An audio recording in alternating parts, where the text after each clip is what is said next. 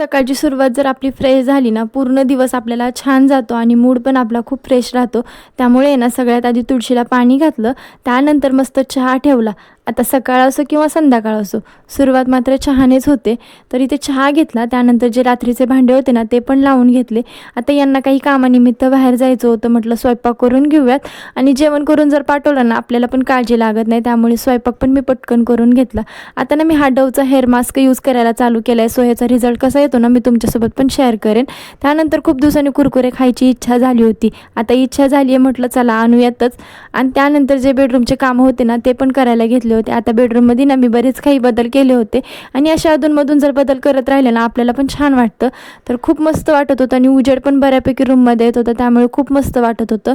तर असा काहीसा बेडरूमचा लुक दिसत होता. तर तुम्हाला व्हिडिओ कसा वाटला मला कमेंटमध्ये नक्की सांगा आणि आवडला असेल ना तर एक लाईक नक्की करा आणि नवीन असाल तर सबस्क्राईब करायला पण विसरू नका. बाय.